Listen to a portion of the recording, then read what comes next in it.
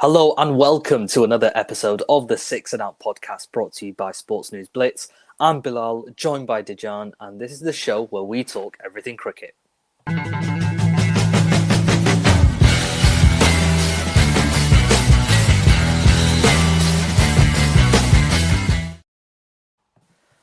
After a month's action of cricket, it came down to two teams, India and New Zealand. And India go back to back. They're crowned the 2026 T20 World Cup champions. Dejan looking excited as always. What were your thoughts of the final and how are you feeling?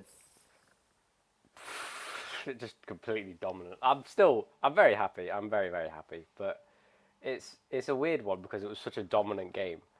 It's like you can't really get like much excitement from it because you kind of understood about 5 overs into New Zealand's innings. You kind of thought, yeah, the game's done. But obviously, it's really. I'd rather have a win like that where it's just completely dominant rather than a tense game where your emotions are just completely spiraling.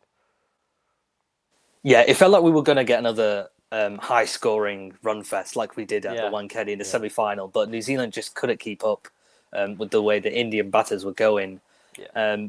But yeah, I just want to talk about that first innings because obviously India, they definitely picked up from where they left off at the Wankhede. Yeah. I mean, if you want to talk about the batting innings, how did it go so right for India? I don't really know because usually in like those kinds of finals, especially when we play, we don't really get high scores in finals. But full credit to the coach and the batsman, the batting, to keep playing that brand of cricket, that aggressive style. And the last 4 innings, we've scored pretty much 200 over in the last 4 games. So I think we deserve the win because of the way we've kind of turned it around with the bat, considering the start of the tournament. I mean, obviously, I'm guessing we'll talk about Sanju Samson for how good he was. But it was really nice to see Abhishek get in form at the right time. And really good contribution as well from the lower order as well.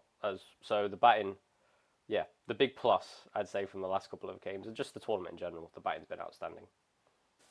Yeah, I thought the biggest matchup in that final would be Matt Henry to Sanju Samson because Matt Henry, especially in the last few games, he's done quite well in the power play in terms of bowling. And it looked like for the first couple of overs that obviously New Zealand were keeping things in check.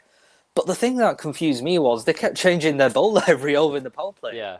You think of someone like Matt Henry, who's really good in the power play, and he just brought on for the first over and he's just not brought back at all.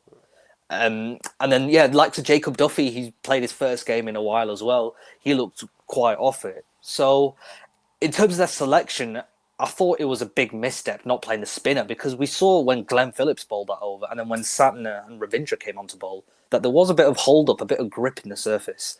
So, do you think New Zealand got it wrong in terms of going with that extra pacer?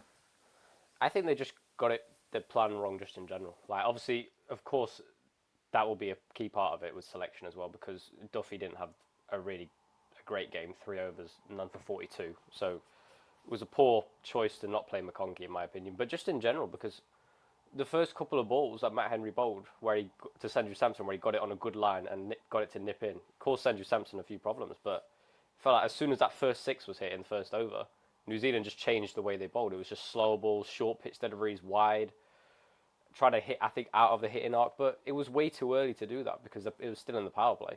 You start having those kind of plans halfway at the midpoint of an innings towards the end of an innings, not right at the beginning. And it just allowed Abhishek and Sanju to just get off as quickly as possible. And get away. So it was really poor, I think, in terms of the planning from New Zealand. Yeah, very defensive in terms of their line and length. Similar to England, how Jofra Archer was bowling short, which sort of just fed into the hands of Samson.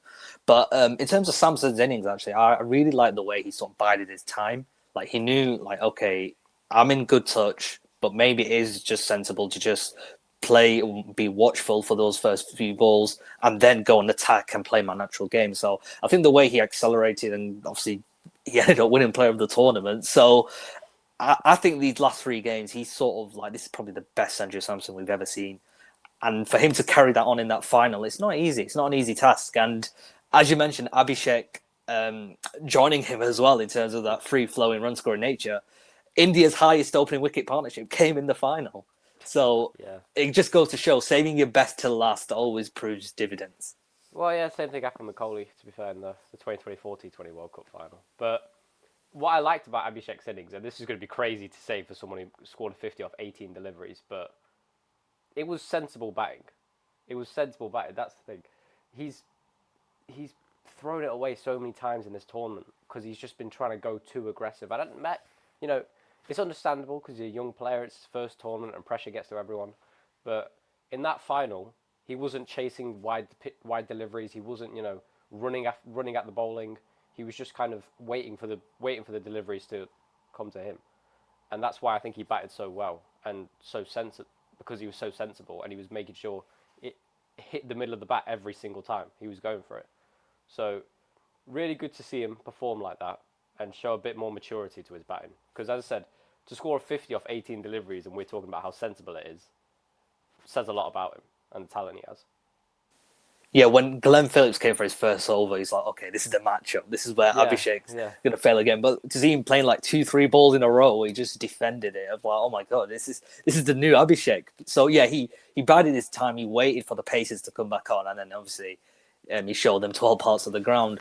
But yeah, as the innings progressed, it's like India just never slowed down. And that proved to be true when Ishan Kishan came in. And honestly, he looked really good to sort of keep the things, the run rate sort of ticking and flowing. I mean, how good was Ishan coming down at one down, which is never easy, especially when you're trying to set a target as big as they did.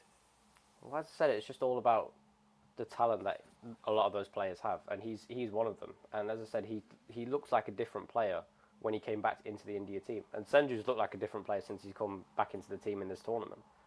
So a lot of these players, as I said, they've had so much talent, but it's just never quite gone their way because sometimes they might have thrown it away. Sometimes they might have taken their eye off the ball a little bit.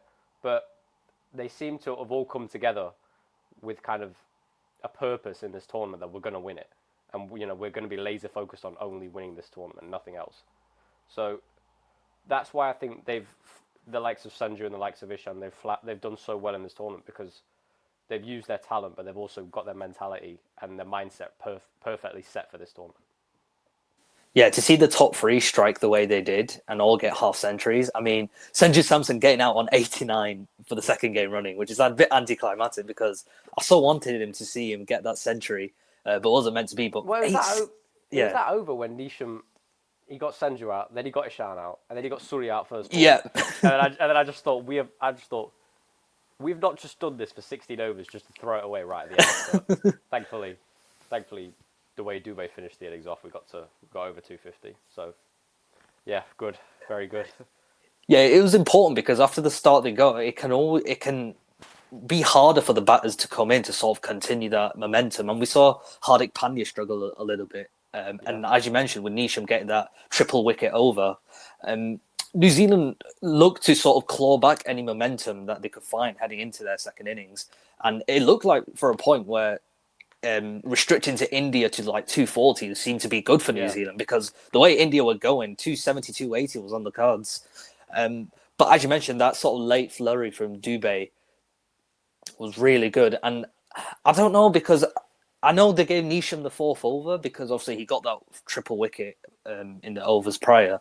Yeah. But I don't know because you had was it Jacob Duffy who still had one who he didn't concede a boundary in like the 19th over or the 18th over, and then Matt Henry followed that up with a good one. So I don't know if you could have just gone back to Duffy, but it is hindsight, isn't it? Well, I mean, after you take 3 wickets in an over, and the 3 wickets that he got, kind of has to be one of those. And I think, to be fair, that over kind of set the tone for the last, I'd say, 5 overs of the innings, where New Zealand actually pulled it back quite well. But as I said, Dubé's performances this tournament, they've really stood out. And I think the ways in this fight, and as I said, in the final over, to score, I think it was like over 20 runs, just to ensure us to get over 250. That was like a huge benchmark. So full credit to Dubé for how he's performed in this tournament. He's been probably our most underrated player, along with maybe Akshar Patel. And so full credit to him getting us up to that score. One thing I want to give credit to New Zealand for, which there isn't much, but it's their ground fielding. Sorry, the way they Glenn Phillips, Daryl Mitchell, they're just everywhere in the field, and took the the amount of like potential falls they brought down to twos, and Yeah. that sort of nearly catch from Glenn Phillips where I thought he was literally Superman. The one Yeah. where he dived to his left. Yeah, off Hardick. Yeah, off Hardick. I was They like, oh took, my goodness. yeah, they took the absolute piss, man. It was just the fight. It was. I think it was. I don't know if it was Duffy. I think it might have been Duffy's last over when I think Tillack got the top edge over the keeper, and I was like, okay, at least we've got a boundary just to like calm everything down. And then I think Matt Henry pulled it back, and I thought, Yeah. crying out loud, we're in. But yeah, I mean, New Zealand they're just supreme athletes. They really are. Oh yeah. Like they just, you very rarely see them ever drop a catch. They, as I said, their ground fielding is incredible. So yeah, I mean, it's unfortunate because they didn't bowl well, but their fielding was superb. And Yeah, they Ravika's always. catch as well off Surya was Yeah. an unbelievable catch. So yeah, the bowling let them down, but the fielding was outstanding. Yeah. And you think with a side like New Zealand, they're always punching above their weight, but it is just that final step where they just can't get over the line in those ICC tournaments. And as we move on to their innings, I mean, it was always going to be a tall order. And Yeah. we thought maybe with the start someone like Tim Seifert got, that maybe New Zealand could come close like England did. It was with the drop But catch. yeah, exactly. And Finn Allen's drop catch as well. But it just came crumbling down in the end, didn't it? Yeah, as soon as I saw the drop catch in the first over, I just thought, we're actually going to bottle this. I was like, we're actually going to bottle this because you can't drop Finn Allen and you can't drop like other players as well. But yeah, the way he pulled it back really well.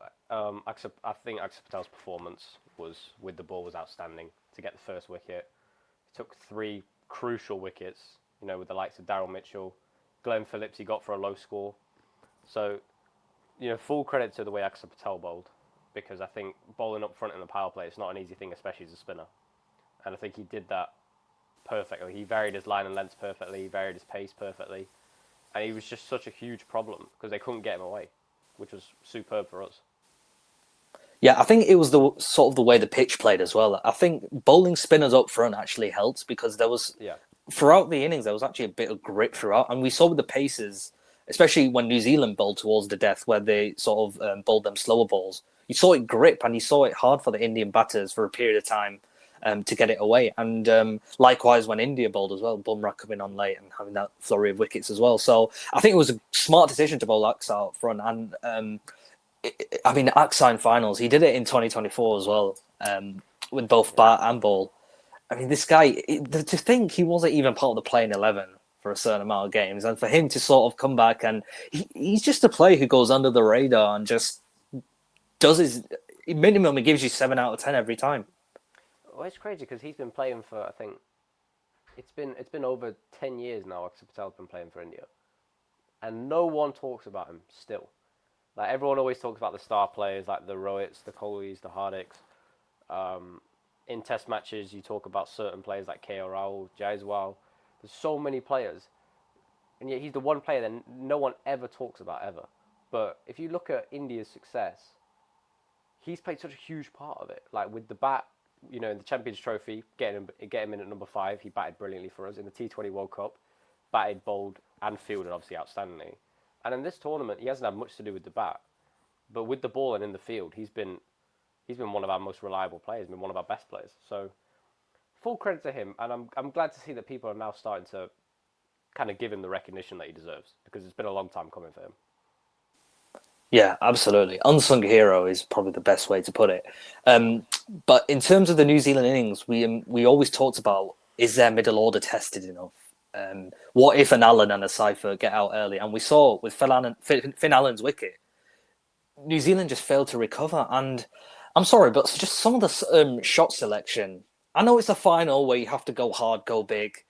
Yeah. But I mean, Glenn Phillips getting bowled to a spinner for like the 5th time in the tournament. I'm sorry, but that is unacceptable. When they show that graphic, I'm like, wow, he's just reading the wrong line. Mark Chapman, like 3 of 8, where you have to get 250 is unacceptable. 3 of 8, chasing any score is probably unacceptable. But it just goes to show the inexperience of the middle order. And then come the final, them failing to turn up.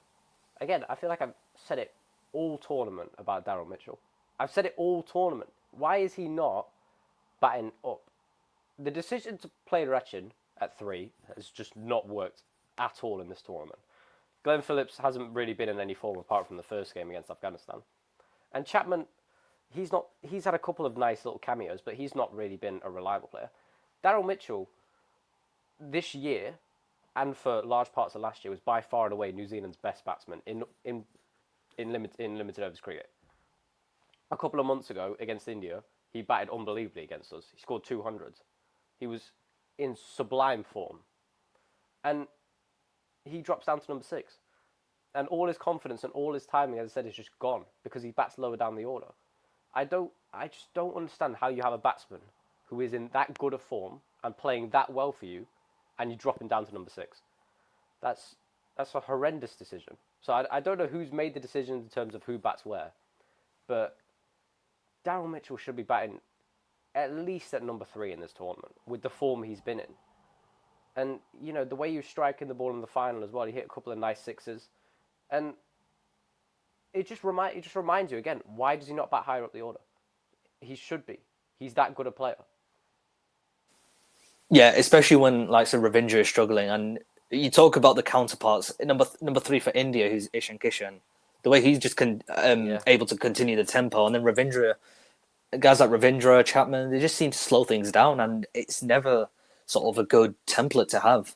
And I think with New Zealand, there will be questions about how they go forward with their T20 side. Is Ravindra even fit to play in T20 internationals for his team? Because you've got guys like Tim Robinson on the sidelines, who's had a decent year in bilaterals for New Zealand. So the question just does beg, like, is this team, from a batting sense, good enough? Yes, you've got the openers, Allen and Cypher, but apart from that, it's almost like, I always think of that Homer Simpson meme where the back is all like old and wrinkly, but the front looks all good. Yeah. That's basically what it's like with Allen and Cypher, and then the back is just the middle order. Yeah, it's not the same. So I mean, that's what I've been saying all tournament though about New Zealand, and that's why I've been like more critical of them rather than being positive of them. I know they got to the final, but especially in the batting, they've been so reliant on the 2 openers all tournament, and the middle order just hasn't shown any kind of form whatsoever. But the top order's been so reliant. Even though they restricted South Africa to 170, if they get Allen and Cypher out early, South Africa, they win that game. But they're just lucky that, they were just unlucky that Finn Allen and Tim Cypher had a day out like they did.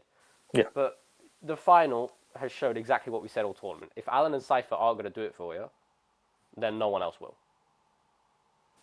Yeah, I guess we should just move on to the Indian bowlers because they deserve tremendous credit. I know we haven't been on the highest sort of note on someone like Varun Chakravarti, but he ended up getting I want to say cheap wicket of Tim Cypher because he literally could have hit it anywhere, but Cypher hit it straight to the fielder.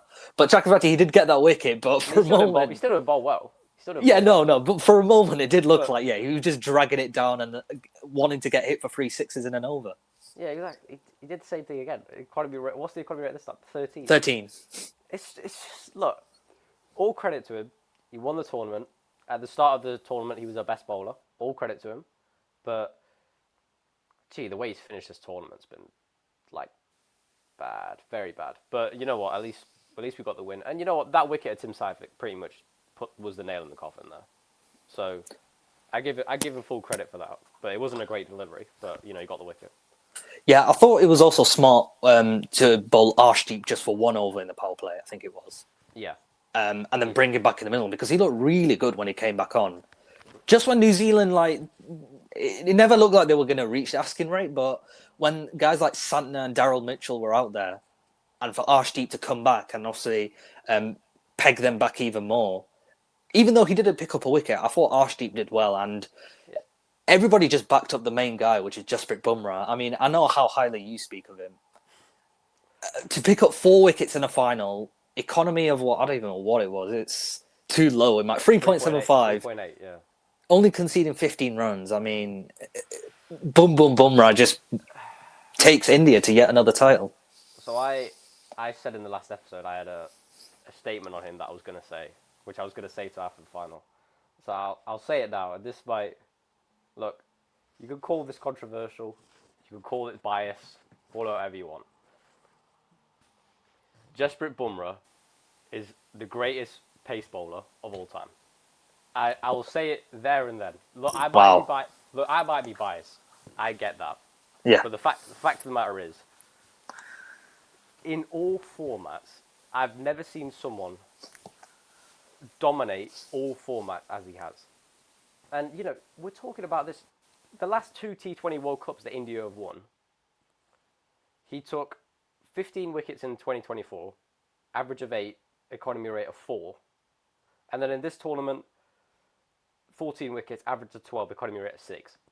So over the two tournaments that India have won, his economy rate's been around 5, and he's taken nearly 30 wickets. I've Mental.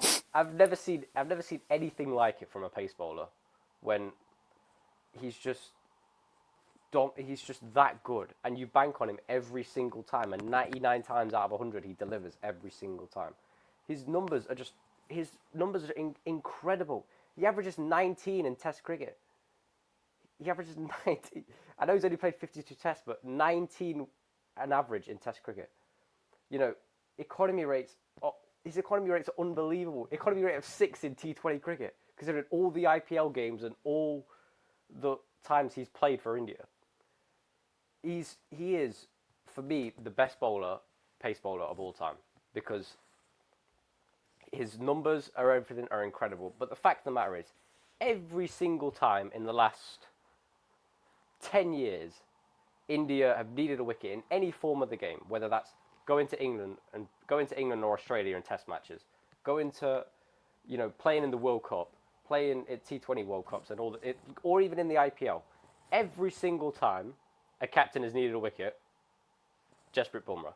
Every single time they need an over to just restrict the runs a bit, Jasprit Bumrah. Every single time they need a bowler to bowl up front, Jasprit Bumrah.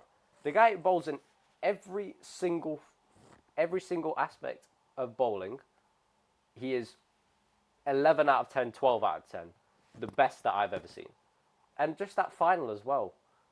The slower balls that he was bowling, it's coming, but you can't play it. It's just that good. So, as I said, call me biased, call me whatever you want. For me, he's the best pace bowler of all time. That's my opinion. I think it's completely justified, because I think the steps you mentioned, the fact he's able to do it everywhere. Certain bowlers, they'll have a weakness where they go to this part of the world and they'll struggle, but they do well in other parts of the world. This guy, he goes to any country, any region, he just turns up. And as you mentioned, whatever the format, whatever the tournament, he's always there. And it is just someone you want on your team. And to have someone like that, and you talk about it being a batter's game nowadays. I've seen teams scoring 250 for fun. Yeah, it's unbelievable. The fact that he's still able to put bowlers on their back and to just sort of make figures look respectable the way he has. It's like he's bowling on a different surface. I genuinely don't understand how he does it, because the thing about him, he reads the situation better than any bowler I've ever seen, because he's always playing the game with the batsman. He's always playing a game of chess with the batsman. He always wins. He always puts the winning move. He always knows what to do next. For back-to-back games in a big run chase where you have to start well and you have to be aggressive early, for your first ball to be a slower ball and to deceive the batsman like he did, to get rid of Harry Brook and then Ravindra, I don't understand how you could do that. Usually every time you start, especially as a bowler, when you start, you want to start well. You want to make sure your first ball's on a good line and length. And if you get hit, at least it's on a good line and length, you can get confidence from that. He just has all the belief in himself and all the confidence in himself that he could bowl a slow ball first ball and it's on the money and he can get a wicket with it. Everything he does is just unbelievable, with the ball in hand. And as I said, I can't speak highly enough of him. I can't really say much more about him that hasn't already been said. But as I said, in my opinion, the best pace bowler that's ever lived. Absolutely. You couldn't have said it better. I think the only criticism that some people may have him is that he's not always available. But why should he? When he's able, when it comes to the big tournaments, the big marquee events, he's always turning up. Exactly. And I know there's been also a sort of issue with his action. Will that affect his longevity later down the line? But I think if you can keep him rested for these like big tournaments. I know you got the IPL, then he probably won't play too much until the ODI World Cup next year. Yeah. So if we could just keep him rested and on top of his game for these tournaments, he's always going to deliver, and that's what's great about it. I know, but it's unbelievable because we've been saying all this stuff like, oh yeah, maybe he hasn't. We don't know how long he's got left. So he's been doing it for over 12 years now. 12 plus years he's been doing this, delivering this. And when he first come in, you look at him, you think to yourself, oh, this guy can't. With the way he bowls and stuff, you don't really look at him and say, oh, he's someone who like is going to be a great bowler just for his action. He just doesn't look right. But you know, he gets incredible movement whenever he bowls with the new ball. He could bowl. His variations are the best that I've ever seen. He's just in any pressure situation where you need something. He's the one bowler every captain's ever gone to for anything. Any tournament that Mumbai Indians have ever won in the IPL, where he's played, any tournament that India have won, like T20 World Cups and not the Champions Trophy because he was injured, but any of those situations, Bumrah's been the standout player in every single one of them. And that's in teams that have featured the likes of Kohli, Hardik Pandya, Rohit Sharma, Malinga at Mumbai. Like genuine great players and greats of the game. And Bumrah's outshone every single one of them at any tournament that India or Mumbai Indians have won. That's all you need to say about him and how good he is. Yeah, it just goes back to the saying. I think batters win you matches, but bowlers win you tournaments. And Yeah, exactly. he's a tournament winner. In terms of the rest of the game, then I don't think there's really much to talk about because Bumrah just called game, which left New Zealand 159 all out, and India winning by 96 runs is actually probably is the biggest sort of margin in terms of a match won in a final. Actually, before we move on to more things, I did want to talk about that sort of flashpoint when Arshdeep hit Daryl Mitchell. Is it unnecessary? Yeah. Is it disrespect? Yeah. What do you make of it? Well, again, we talk about bowlers' frustrations and stuff, and the one thing I will say about Arshdeep, he had a drop catch off his own bowling, which was a sitter that Shivam Dube dropped. He had one, I think, off Daryl Mitchell beforehand where Ishan caught it on the boundary, but then his foot hit and he went for six. It can be really frustrating as a bowler, but there's no place for that. You shouldn't be doing that kind of stuff. So, it's good that captain kind of addressed it. Captain kind of just like nipped it in the bud. They apologised. They shook hands. That was great. It's kind of what the final needed. Needed a bit more kind of, a little boost of energy and stuff because it was just falling flat. It was just like dropping down for a real anticlimax. But that bit of energy kind of, I think, brought a lot of people back into it. But there's no place for that. And I think if you ask Arshdeep, he'd probably regret it.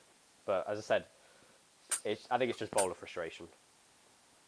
Yeah, no, I absolutely agree. But yeah, India comfortably get over the line in what is the biggest sort of margin in terms of winning a T20 World Cup final.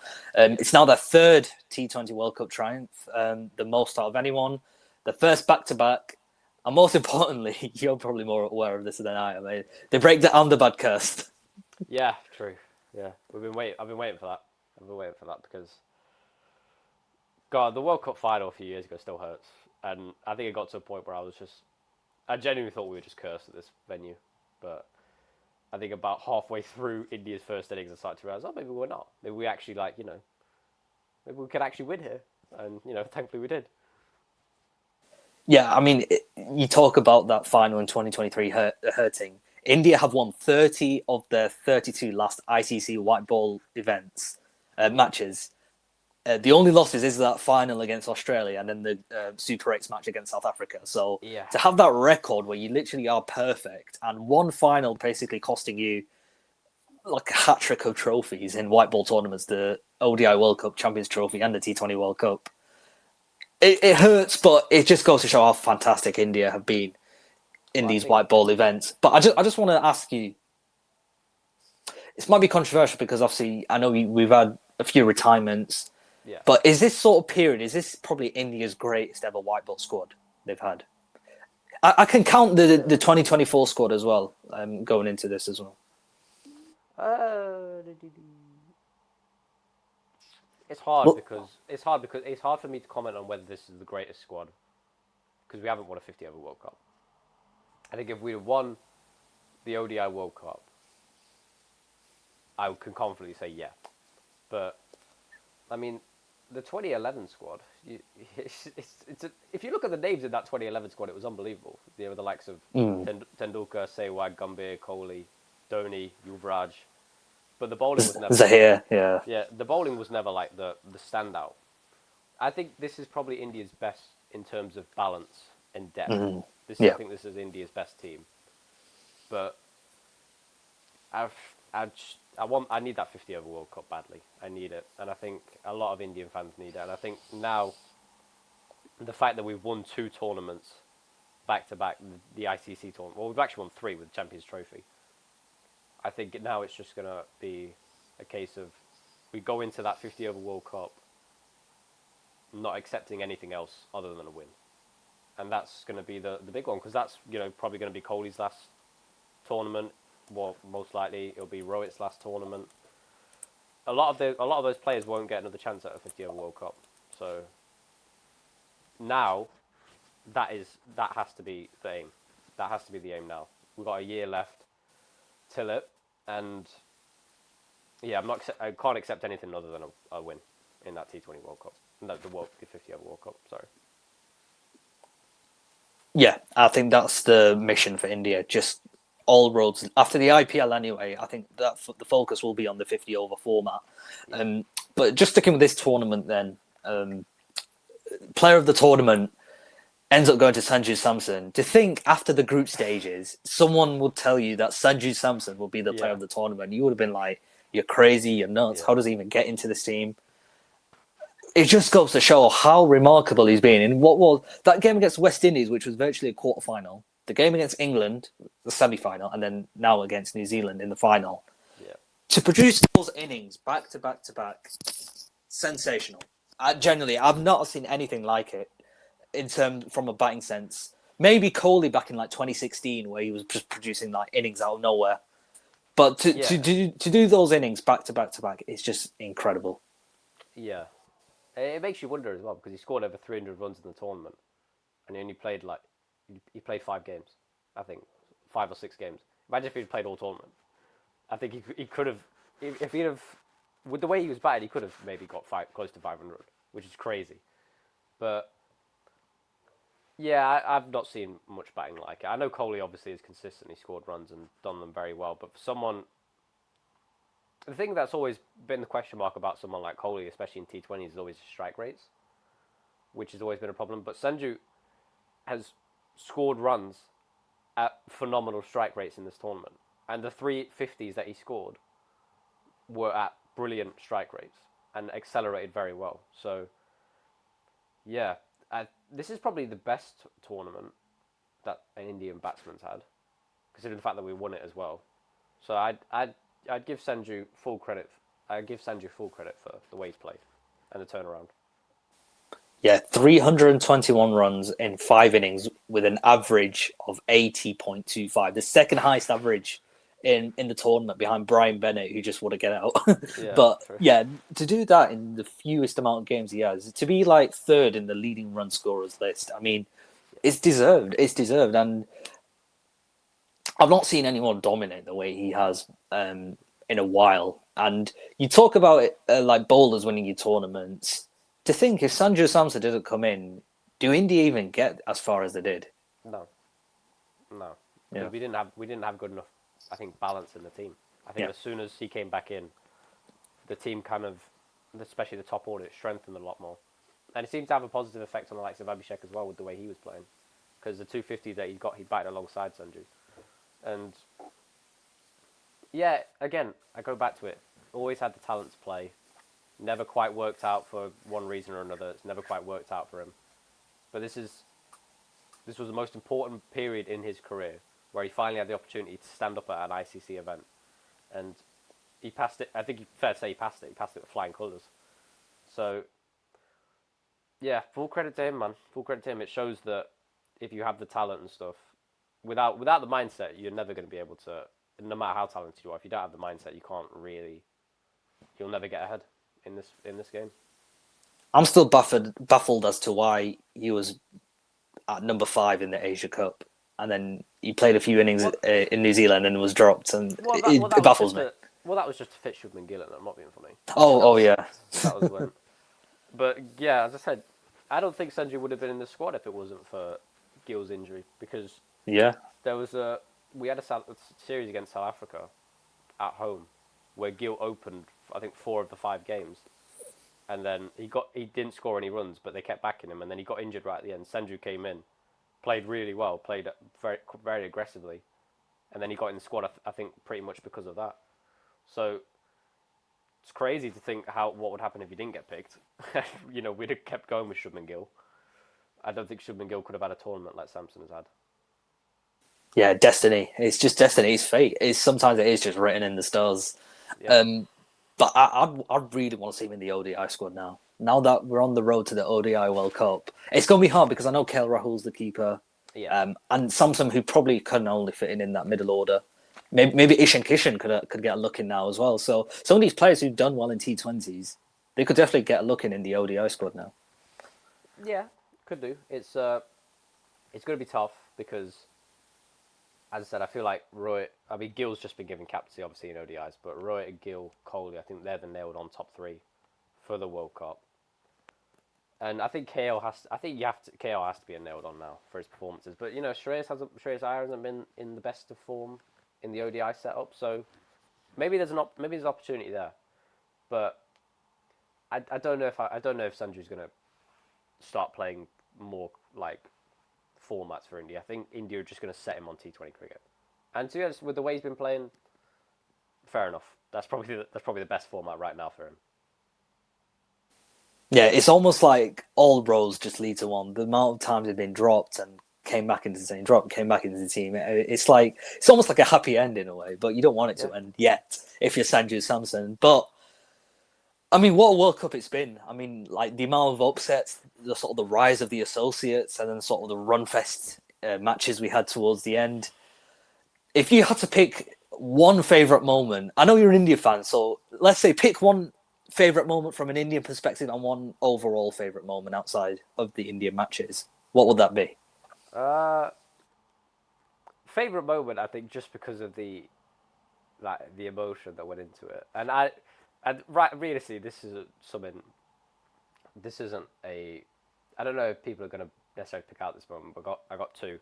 It's Bumrah getting them back-to-back wickets in the final, purely because, as I said, I was nearly just falling asleep halfway through it, and then for him to get them 2 wickets, and I thought he was about to get a hat-trick again. But as another India moment, I'll say Hardik's run out on Bethel in the semi-final, because I think that was finally like the final sigh of relief. Like, okay, now we've done it. Like, we were worried the entire time, but that run out, you can see the emotion afterwards as well. That was like, yeah, we've done it now. We're in the final. But as a non-India fan, my favourite moment, you know what? Again, it's a moment that I don't think many people are going to expect, but it's the Pakistan-Sri Lanka game, the final over where Dasun Shanaka nearly hit 28, and he hit the 3 biggest sixes I've ever seen. Like, and I was looking at it thinking, there's no way this is actually going to happen. But he nearly took it home, and it was an awesome effort from him. So I'll say that's my favourite non-India moment from the tournament, just for the excitement and everything. He was actually going to chase down 28 in 1 over. So yeah, I'll go with that. I'd say one for me is probably the England-Nepal game, that finish to that game. It felt like for the longest time you didn't know who was going to get over the line. It felt like the momentum was going Nepal's way, then back in England's way, and Sam Curran to hold his nerve. And just speaking on England, the amount of clutch moments they had to get to where they are, and I think on another day they chased those runs down against India. That will probably be the greatest moment ever. Yeah. In my opinion. But yeah, I think just England just closing games out the way they did. Even the England-Pakistan game, I thought it was nervy, but we got there in the end. Yeah. And obviously Australia getting knocked out.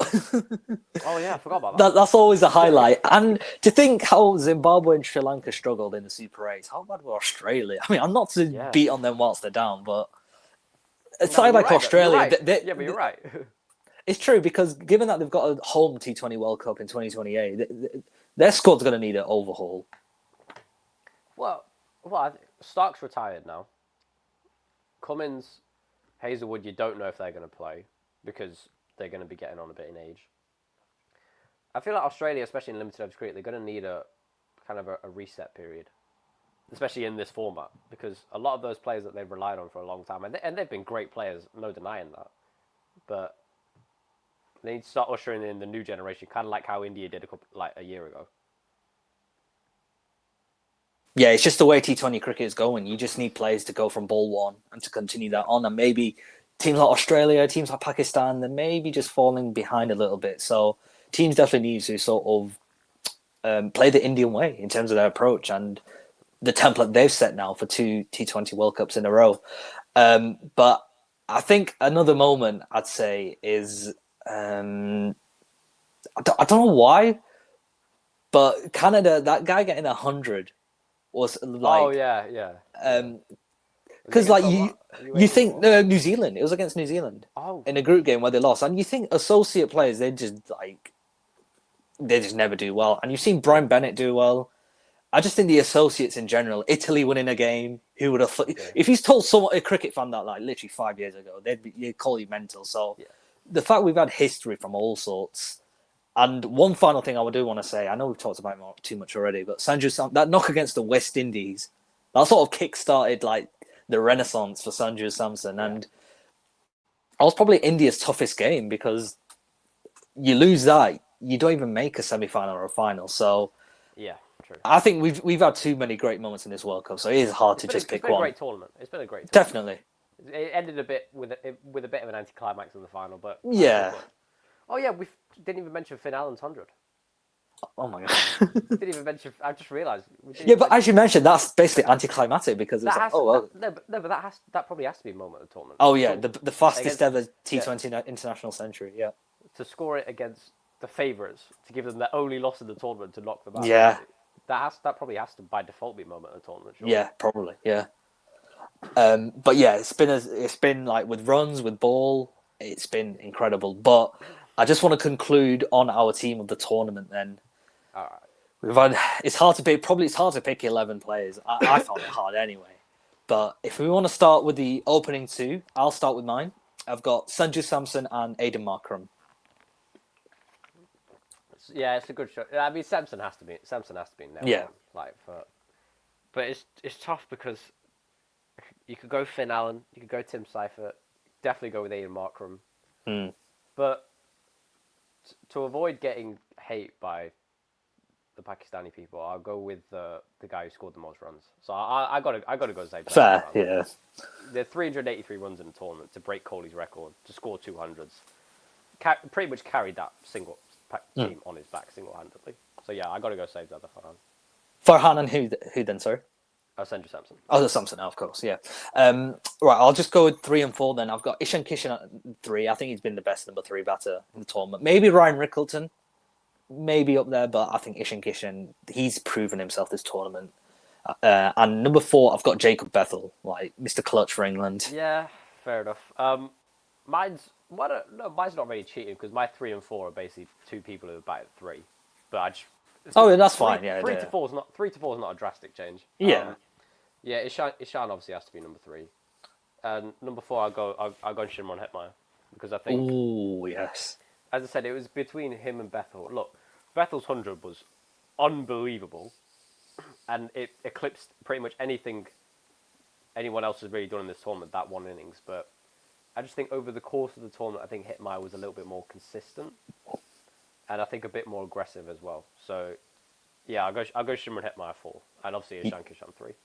Yeah, that innings against Zimbabwe in the Super 8s. That was like what that's when you thought West Indies. Okay, these guys could cause an upset, and make the run, but it wasn't meant to be.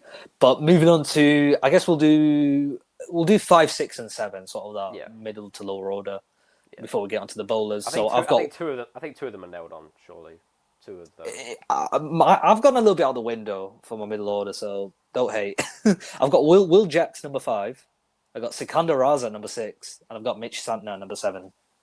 I've gone for very spin heavy, but I just think the rest of my bowlers are pacers. That's probably why. But I think Will Jacks, he is probably second in terms of getting player of the tournament behind Sanju Samson. To have the tournament like he did with both bat and ball is incredible. And Raza I've gone with because I think he just carries Zimbabwe on his back. And he's probably the greatest player probably to come out of Zimbabwe, probably after Brendan Taylor.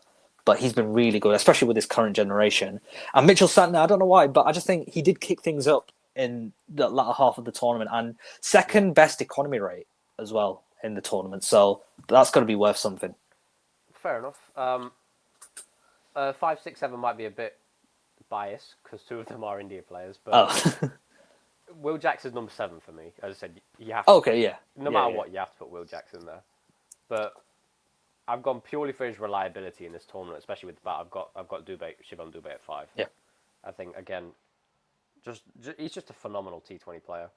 And number 6, despite him not having the best of games in the final, I think that's fair to say. I think Hardik Pandya has to be in that team. I really do. I think, bowling up front, bowling at the end. Economy rates again have been slightly high, but he's been up there with wickets, and with the bat, he scored very aggressively this tournament. I think that's been perfect for the number 6. So Dubey 5, Hardik 6, and Jack 7. Yeah, and then I think we could just give our final 4, number 8, 9, 10, 11. It's all pacers for me. I've got USA's Skadli Van Skaltovic, I think, to pick up, 13 wickets in the end in just 4 matches. I think that's incredible. And he's sort of been forgotten because USA didn't progress. But I think we've got to give some associate love somewhere. And then 9, 10, 11, I've got Ngidi, Jasprit Bumrah, and Blessing Muzarabani. Well, I've got 3 of them pace bowlers there. But so my number 8, purely because I needed another spinner. And I very easily could have gone with Adil Rashid because obviously he's a leg spinner and he's been probably the best spin bowler in the tournament. But it's not the best for batting if I put Rashid at 8 and then. So I wanted a bit more strength in batting. So I've again might be biased, but I've gone with Akshar Patel as my number 8. Oh yeah, so justified. Yeah, batting, bowling, fielding. I think he's been India's most underrated player in this tournament, along with Dubey. And then, Muzrabani and Ngidi, those 2 I have to put those 2 in there. And shockingly, number 11 is Jasprit Bumrah. Shockingly, I don't think many people would have thought that and would have expected it. But I think he's been pretty good in this tournament, Bumrah. I think he's been all right. Yeah, I think the bowlers have really turned up. I think Corbin Bush is another underrated shout. He could make that team. Pace bowlers, isn't it? Because we didn't expect at the start of the tournament in constant conditions that pace bowlers would be as good as they have been. Oh, definitely not. I think we all thought it would just be spin, but spinners have been the spin hasn't been great in this tournament, but the pace bowling has been outstanding. A lot. Yes, 6 out of the 10 highest wicket takers have been pace bowlers. So it goes to show that. Did not expect that. I just think it just goes to show how advanced pace bowlers are in terms of the way they change their length. They almost are like fast spin bowlers in a way at times. So the adaptability, it can throw the batsman off. True. But yeah, I think that's it. I think it's been an incredible tournament to watch. I'm kind of depressed it's ended, to be honest, because I've gone to the TV and it's like there's been no cricket. So the IPL's coming soon. So yeah, there we go. We can always look forward to that. Yeah. But yeah, Dejan, it's been a pleasure just covering the ins and outs of this T20 World Cup, the 10th edition of the T20 World Cup. It's India who reign supreme again, creating a dynasty as they have. But from myself and Dejan, it's goodbye.